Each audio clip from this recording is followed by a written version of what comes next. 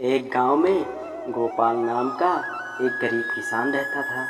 वह बहुत गरीब था और मेहनत मजदूरी करके अपने परिवार का पेट भरता था। गोपाल भगवान भोलेनाथ का बहुत बड़ा भक्त था। एक दिन उसकी पत्नी शांति ने उससे कहा कि घर में सारा राशन खत्म हो गया है और खाने पीने के लिए कुछ भी नहीं बचा है। बच्चे भूख से रो रहे हैं। तब गोपाल ने कहा, शांति, मैं शिव जी को जल चढ़ाने मंदिर जा रहा हूँ। भगवान शिव ने चाहा तो आज कोई काम मिल ही जाएगा। तब तक के लिए बच्चों को सत्तू का पानी पिला दो। गोपाल शिव जी के मंदिर पहुँचता है और भगवान शिव की पूजा करता है और अपने दुख दर्द भगवान भोलेनाथ जी को सुनाता है और तत्पश्चात काम की तलाश में निकल पड़ता है। वह कुछ ही आगे बढ़ता है कि एक सेठ जी उसे मिलते हैं और उससे कहते हैं कि मेरे घर का सारा सामान दूसरे घर में शिफ्ट करवा दो, मैं तुम्हें बदले में 5,000 रुपये दूंगा। गोपाल काम करने के लिए तैयार हो जाता है। वह सेठ को धन्यवाद करता है और काम में जुट जाता है और वह सेठ का सारा सामान दूसरे घर में शिफ्ट करवा देता है। बदले में सेठ जी उसे 5,000 रुपये देता है। गोपाल पैसे लेता है और सबसे पहले मंदिर जाकर भगवान शिव को धन्यवाद करता है। उसके बाद राशन की दुकान पर जाता है और आटा, चावल, दाल व अन्य सामान खरीदता है और घर जाकर अपनी पत्नी को सारा सामान दे देता है और शांति से खाना बनाने के लिए कहता है। फिर कुछ पैसे निकालकर शांति को दे देता है और कहता है, ये पैसे संभाल कर रखो, मैं रोज खूब मेहनत करूँगा।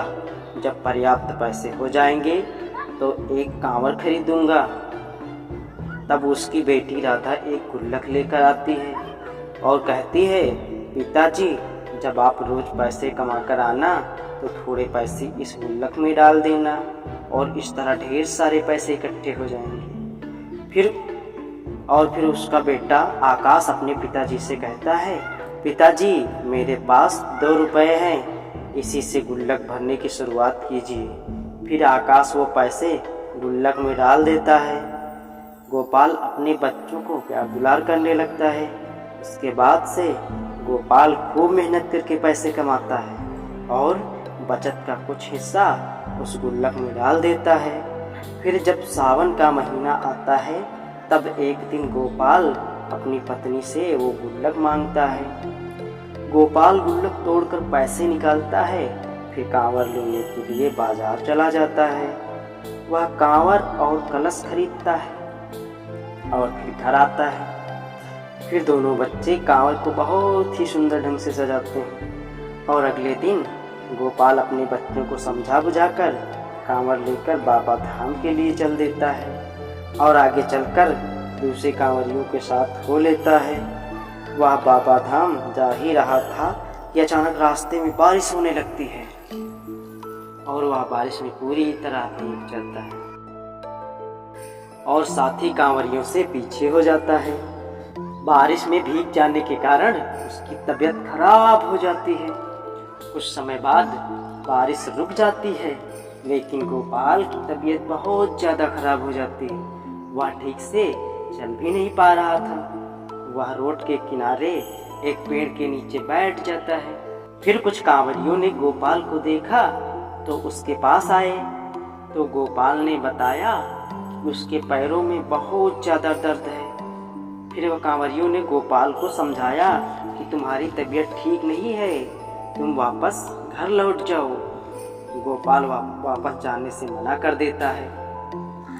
फिर वो कांवरिये चले जाते हैं। गोपाल भगवान शिव को याद करता है। यह सब दृश्य भगवान भोलेनाथ और माता पार्वती कैलाश पर्वत से देख रहे थे।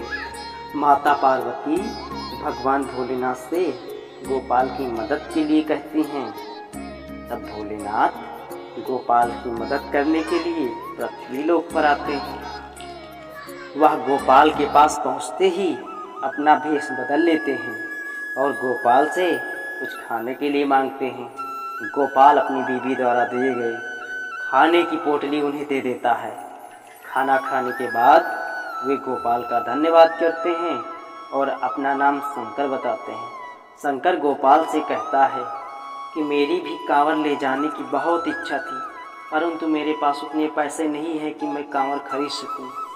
भाई, अगर तुम बुरा न मानो तो मैं आपकी कांवर बाबा धाम तक लेते चलूं। गोपाल की तबीयत ठीक नहीं थी। वह शंकर को कांवर लेकर चलने की इजाज़त दे देता है और साथ में चलने लगता है। माता पार्वती भोलेनाथ को अपने भक्त की मदद करते देख बहुत प्रसन्न होती हैं। इधर गोपाल और शंकर कुछ समय बाद बाबा धाम पहुंच जाते हैं। मंदिर में प्रवेश करने के बाद शंकर गोपाल को कांवर दे देता है और कहता है कि जाओ, तुम जाके बाबा को जल चढ़ाओ, मैं यहीं तुम्हारा इंतज़ार कर रहा हूँ। गोपाल शंकर को धन्यवाद करता है और जल चढ़ाने चला जाता है। वह शिवलिंग के पास जाता है और प्रार्थना करता है, फिर जल चढ़ाता है।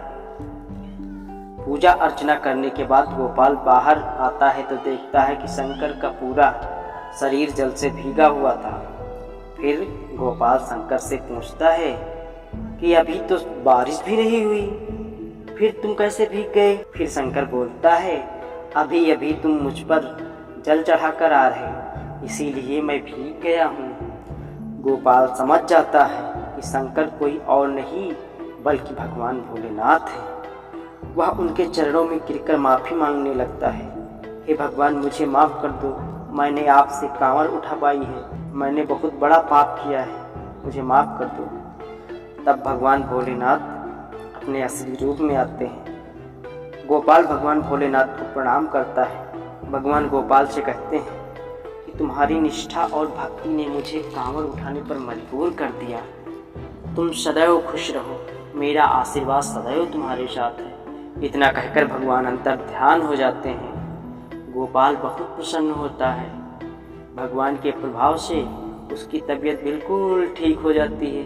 वह प्रसन्न मन से अपने घर जाता है और सारी बात अपनी पत्नी और बच्चों को बताता है और फिर सभी भगवान का धन्यवाद करते हैं। अगर हमारी वीडियो पसंद आई हो तो प्लीज़ वीडियो को लाइक करें। अगर नए हैं तो चैनल को सब्सक्राइब करें और बेल आइकन का बटन दबाना ना भूलें।